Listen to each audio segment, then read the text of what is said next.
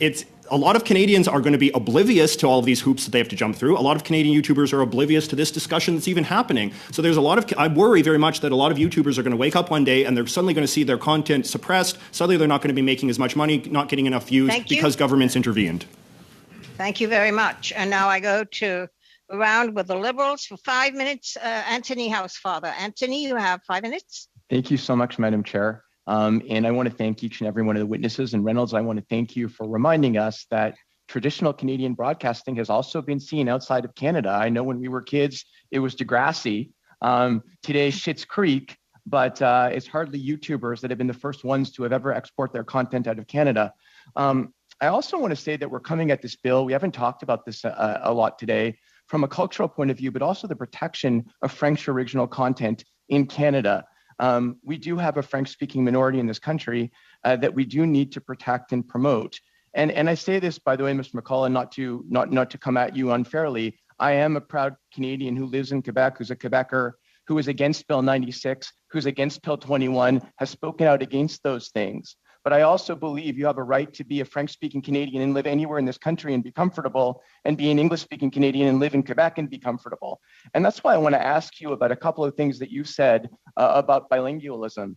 I found an article where you called French an exotic, dying language, utterly irrelevant to the ordinary lives of most Canadians. I've also found the article that you wrote saying that bilingualism is a threat to Canadian democracy.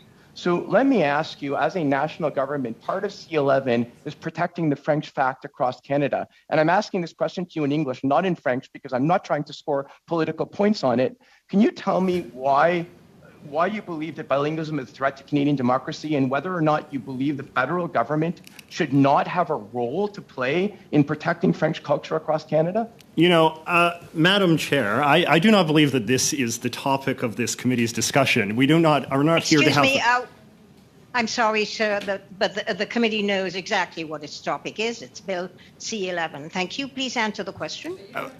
I don't really feel like it's appropriate, Madam Chair, to have a conversation about my views on bilingualism. That does not strike me as the topic of conversation this afternoon. Do not make those decisions, sir. Madam Chair, it's okay. I appreciate your jumping in, but I guess, Mr. McCullough, I do believe this bill is about bilingualism. I believe this bill is about ensuring that English language minority content in Quebec and French language minority content in the rest of the country is treated with respect, and that we give the opportunity for people in both languages to express themselves across this country and develop their own original programs. This committee in the last parliament adopted many amendments, Mr. McCullough, to this bill that dealt with this very issue, and we've had many witnesses that come talk to us about how important this is. So I guess my question is again to you, sir, about this bill. Do you believe that it is fair in C-11, which is an important part of C-11, that the federal government is protecting French content and French original creation of content across Canada in all forms? I do not believe that it is the role of the government to impress upon Canadians French content if they don't want it. If Canadians want to watch French YouTube videos, say, there is nothing to prevent them from discovering those videos and watching them. I do not believe it is appropriate for the government to sort of, pass laws or regulations or mandates that would, say, force YouTube to, impose French content on YouTube or on YouTube users who don't want to watch that, right? That just to me seems kind of preposterous. I think that this should be ultimately a consumer-driven phenomenon. What consumers want to consume is what they should be free to consume. I don't think it's the role of government to tell them to watch more French videos, to tell them to watch more videos on X, Y, or Z. I don't think it has anything to do with French. It has everything to do with sort of consumer demand. And that's my perspective, because I believe in a free market, and I believe in a free market approach to culture. I don't believe in the idea of a government knows best approach to culture, in which politicians or bureaucrats or whatever get together and sort of say, well, you know what Canadians need to watch more of? It's this, that, and that, and we should use the strength and the power of government to force this into their YouTube feeds or their subscription feeds or onto their airwaves or onto the radio or whatever. That's my opinion. I know that that's perhaps not your opinion, but that's what I believe. I believe in the freedom of consumer choice, and I believe that content should sink or swim based on its popularity.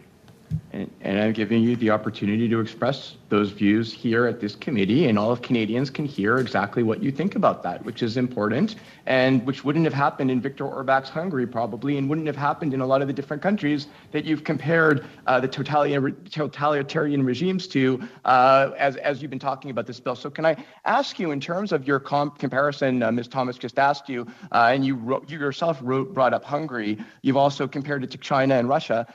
Why do you believe that this bill is about ideologically motivated censorship and thought control? Because that's essentially what you're saying. No, I'm not saying thought control, but I mean, don't you think that there are some analogies here? Like if the Chinese established a bill like this and said that we're doing this to protect our cultural sovereignty from sort of the evil foreigners and their bad foreign ideas that will corrupt our culture, like, wouldn't you find that problematic?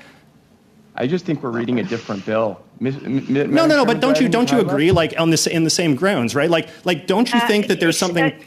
Sorry? A second, please. I was asked a question. I need to answer it. How much time do you have left, Mr. Housefather? You have a minute. A minute. Okay. So again, I don't think I'm reading the same bill. No, but I'm saying to you, like, don't you think that there's something problematic about a government that says we need to protect our cultural sovereignty? What would you think if the Chinese said that? Wouldn't you find that problematic?